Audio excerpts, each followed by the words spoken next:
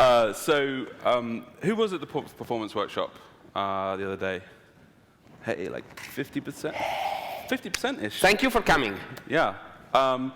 So at that workshop, we did mention that we had a talk that we did that's online called The Cost of Logging. So we're going to essentially do that now. So this talk is mostly about why and how we build a logger, but it obviously has performance undertones. Shall we start? Yeah, you're supposed to set me up. Yeah, exactly. Sorry, but you go ahead. Where did this start, Dave? I'm glad you asked.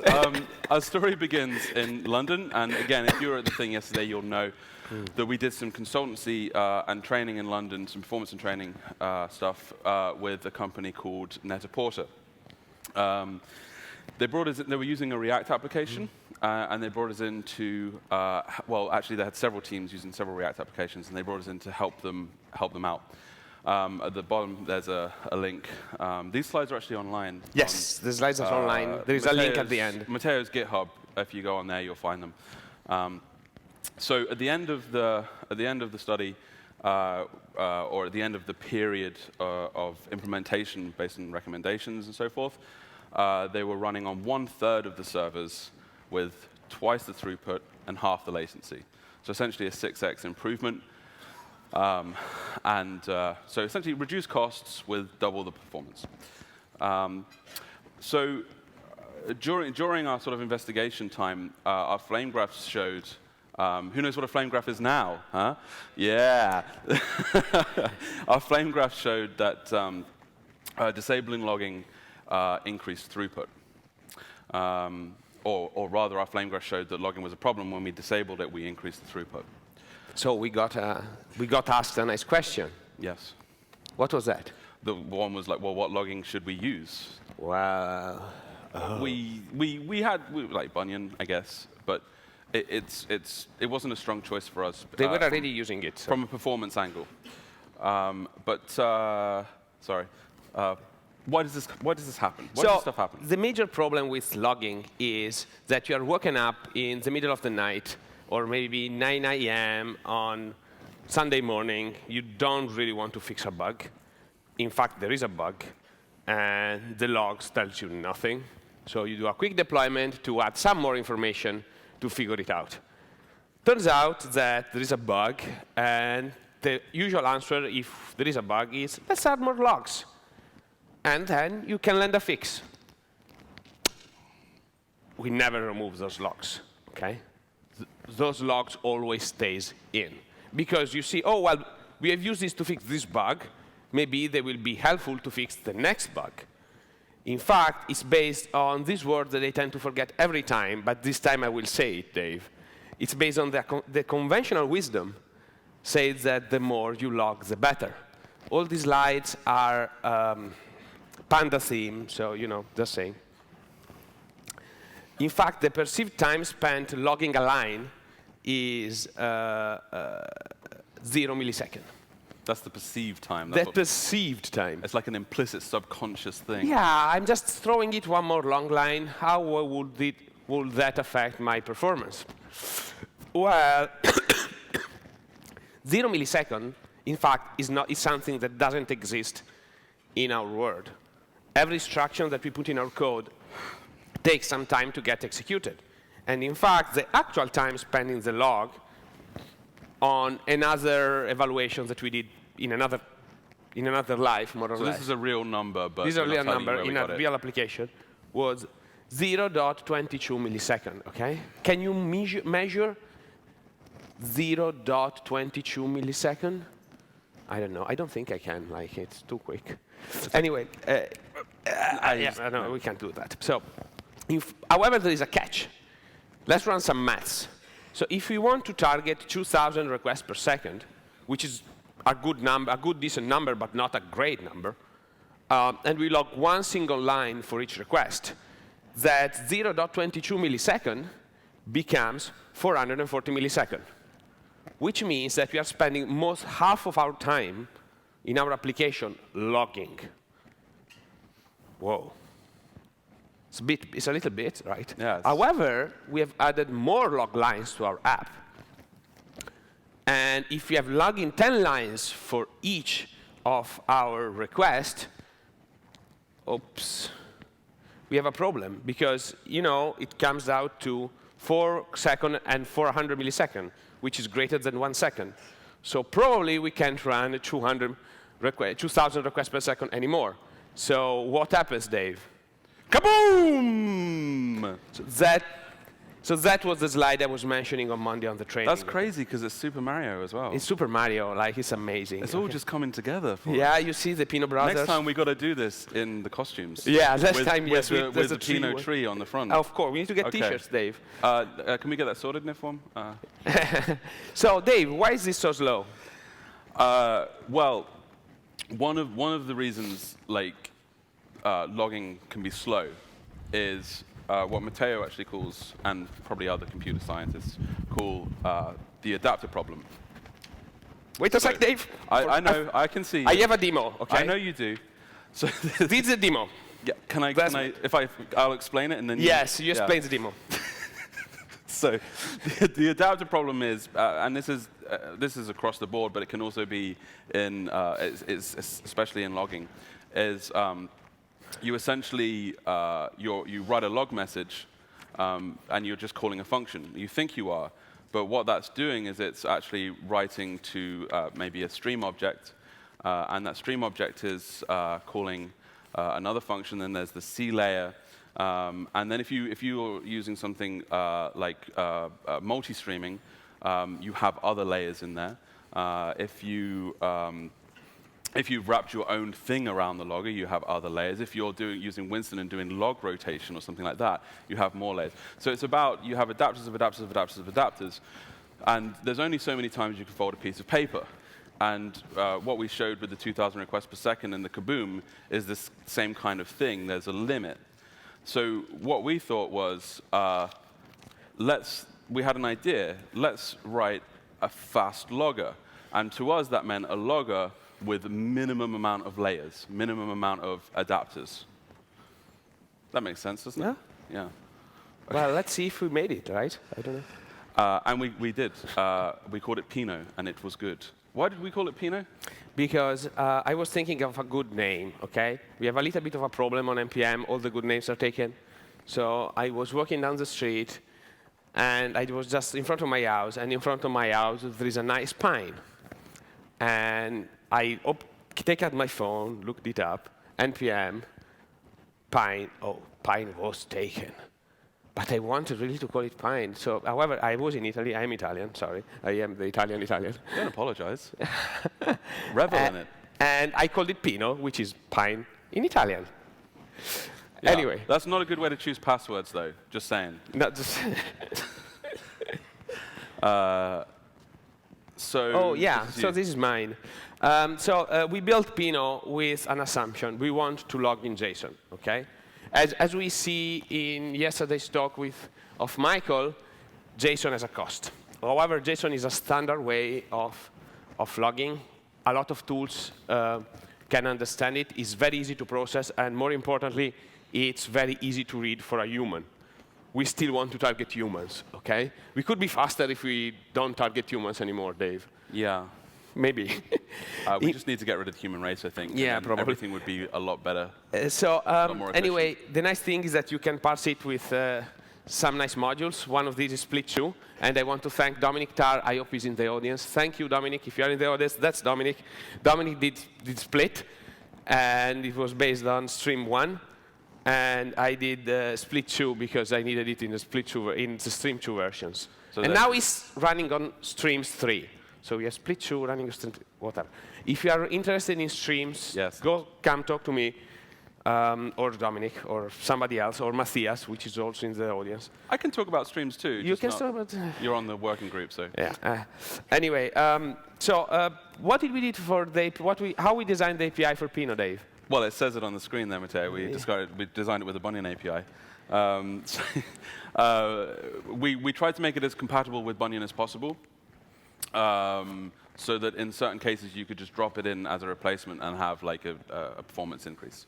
There are certain things that we didn't do because they just don't make sense from a performance point of view. But currently, we are working on some of those things, like multi-stream. Yes, we are. So there's a multi-stream compatibility layer that James Summers is actually putting together. One of our contributors. So we also have another contributors.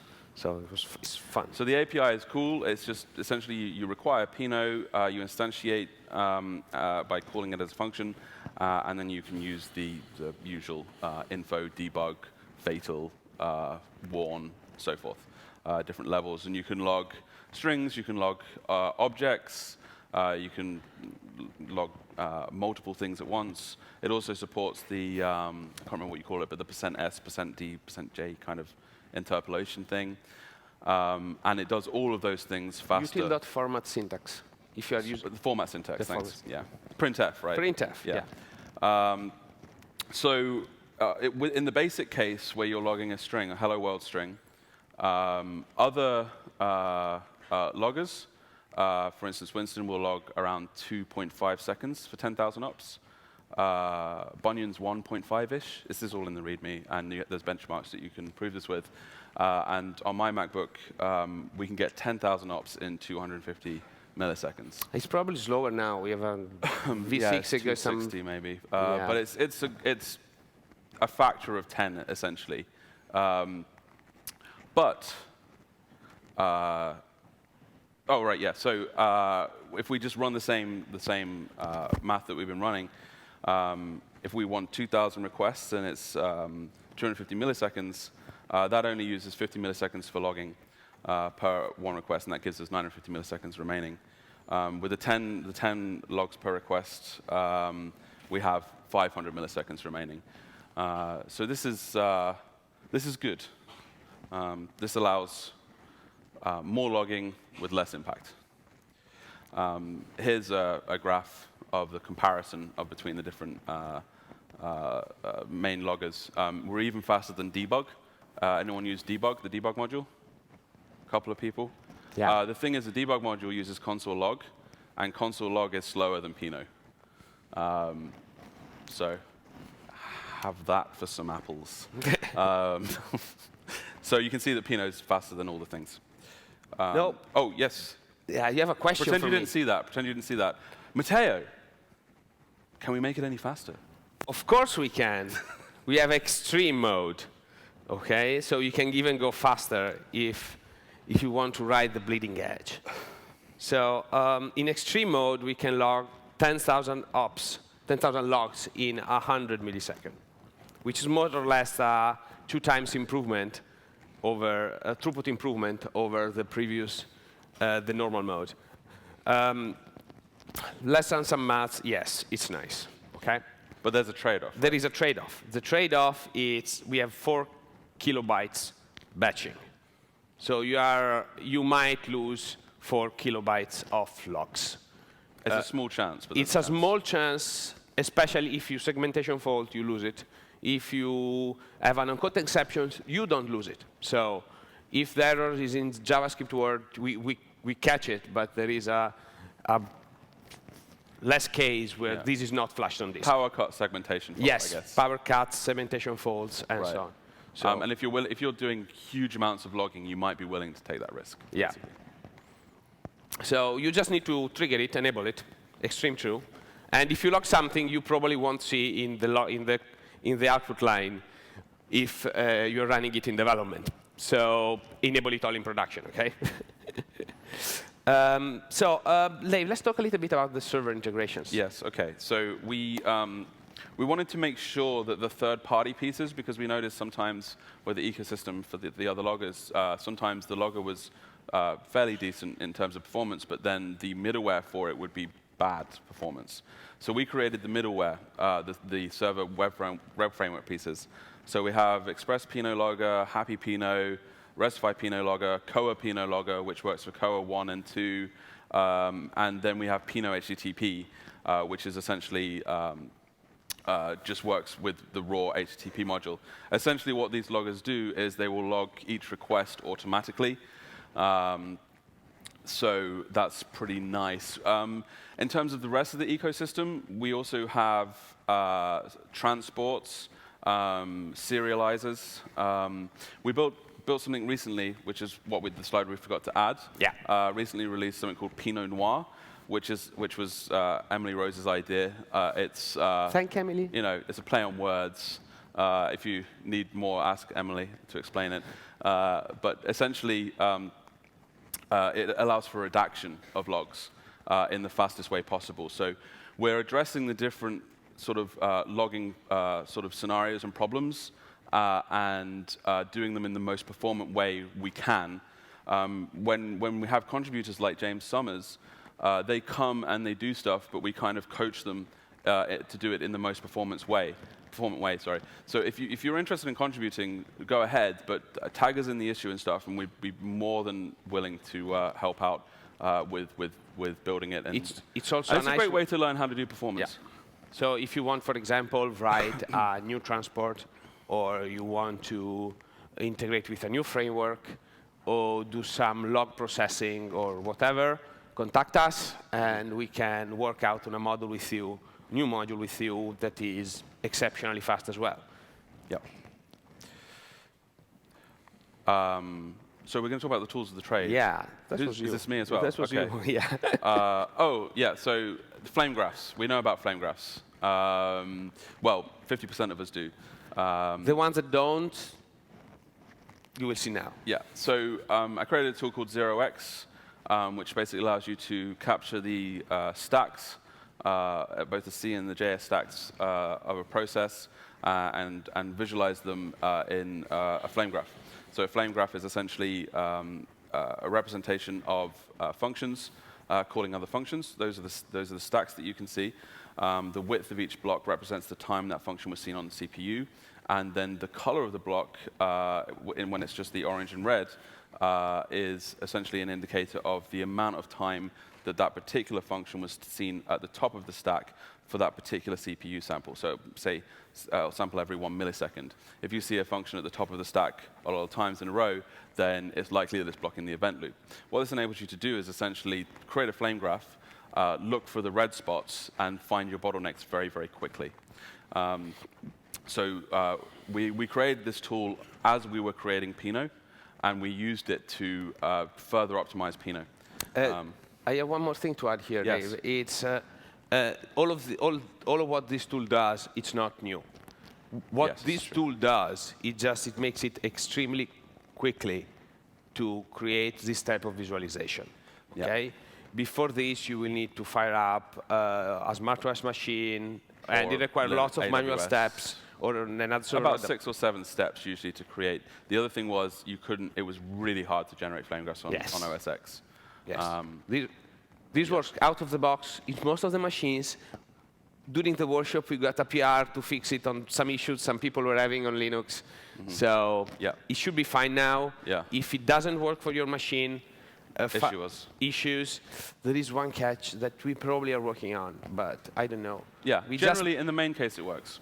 In the main case it works, not on Windows, but we are working on it with some Microsoft people. So that's the benefit of conference, right? So the other tool is this one.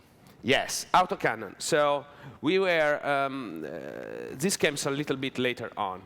And we have been huge fan of a tool called WRK at Nearform. Yeah. And WRK is a nice tool to run HTTP benchmarking. And it's also what the Node Core does, or it was the main one that it used to use till recently. We developed AutoCannon because we wanted to run HTTP benchmarking from Node itself. There is some reasons. First of all, WRK was scriptable only in Lua. And as much as I love Lua, I love JavaScript more. And the second was that, wow, why if I write an HTTP benchmark this node is low? So, well, we wrote it. And in fact, this gives us a nice other property, which is trivial cross-platform installation. It's trivial to install it within it's very trivial to install it on Windows, for example. And it also now can be used to benchmark Node Core.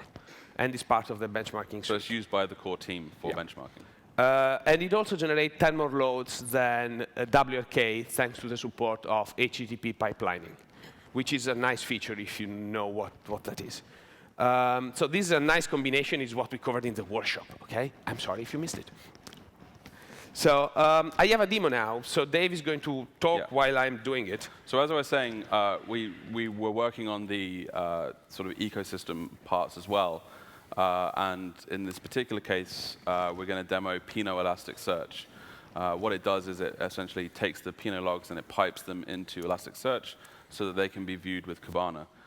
So what Matteo is doing now is starting the Pino server, just checking that it works, doing a bit of a curl request. And you can see that that logs out to std out. Now you've already started the Docker containers? Yes. So there's 2 Docker containers running, which is Elasticsearch and Kibana. And now he's running Pino server and piping it to Elasticsearch as a separate process. That's really important. If you try to do it in process, it has a much bigger effect than if you can pipe to it as a separate process. You've just logged one thing, yeah? Yes. So now he's setting up an index, and all he has to do is type Pino as the index, and the field is time. And that allows you to go into, you in the right place? I don't know, yeah, Discover. but it's... Discover is where you need to go. Yeah, I know, but it's Chrome did a weird thing. Yeah. So he goes to Discover, and we can see that there's our first log message. If you break that down, we have the rec ID that's added to each request. So this is an example of our web integration. So each request in our server integration gets its own subloggers. And this sublogger has a pre-configured ID field. So if you use that to log throughout your application, when handling that request, all the log message will be tied to that original request. So it's really handy if you need to do some debugging at 9 a.m. in the morning on Sundays, or on Christmas Eve, or whatever. So now you're going to hit it with a autocannon to generate a bunch of logs.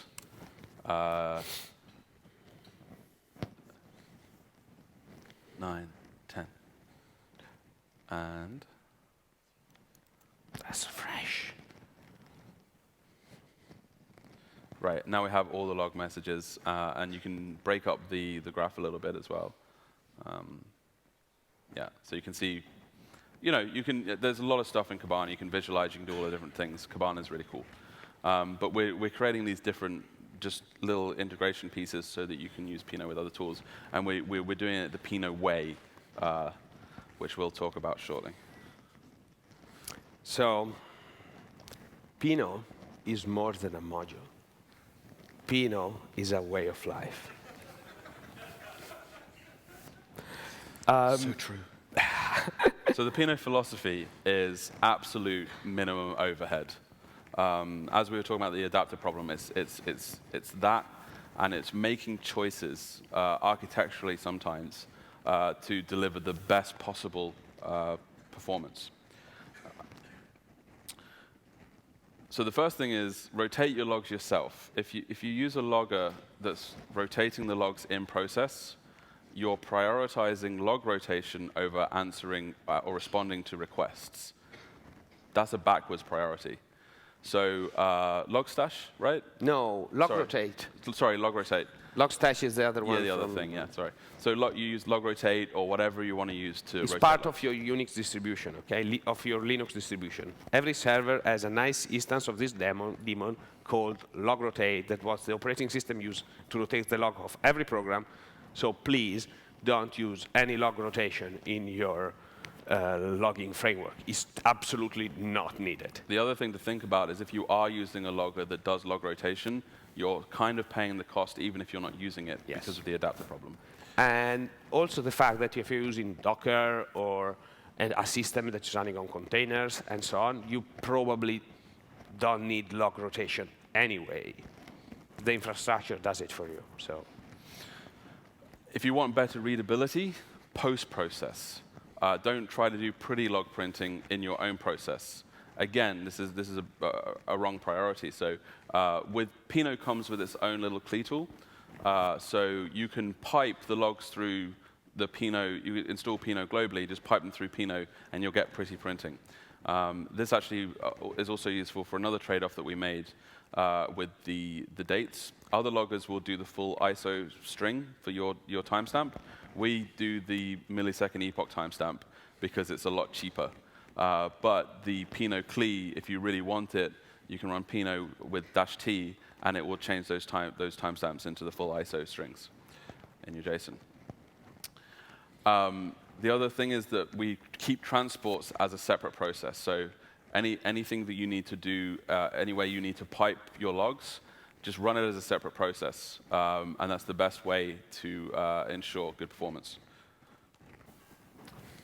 There's Pino Elasticsearch, Pino Socket. That was James as well. That was James, and also Pino Syslog. Our collaborator did Pino Socket and Pino Syslog, and the socket one is really good if you want to set just your log message, for example, to a log-stash instance, if you have that, or another just basic TCP server. Syslog is for integrating with the Syslog infrastructure, because it's really handy if you are into Syslog anyway. And your module. Ooh. This is me as well. Yeah, let me do it. You do it. So when we were writing this, sorry, probably my fault. Anyway, when we were doing that this, was some serious ecosystem impact. Yeah, that was ecosystem impact, absolutely. Anyway, when we were doing Pino, we started benchmarking all the other loggers, and one of them is Bolly. And Bolly is the logger that was written by my friend Rodvag, and we tweeted to him that we wrote a logger faster than it was. And after that, basically said that we have thrown the gauntlet, and he released a new version of Bolly that is almost as fast as Pino. And in fact, use one of the tricks that we have done. Several tricks that we have discovered to make a logger faster. And whilst we feel kind of awesome about that, the really cool thing is that we provoked improvement in the community. In the community. Also, some part of the standard logging infrastructure for Happy, all the good family, if you are into it, is starting using some of our modules. Yeah, fast, safe, stringify. Fast, safe, stringify. If you need to stringify a JSON in a safe way that doesn't throw, use fast, safe, stringify. It's really fast. Okay, it's in the name, so it's fast. I'm telling you. Anyway, let me wrap up. Yes. I'm probably late, so I'm sorry. Anyway, this presentation is available on my GitHub.io account. It also has a nice GitHub repo, also with the demos, so you can check it yourself on your machine if it's low or not. And this is me. I don't know, I probably presented myself too much this conference, so I'm not going through it. I let Dave present himself. This is me. Go ahead. Yeah, OK, yeah. We both work with Nearform for quite some time now, so we have a lot of fun also, and whatever.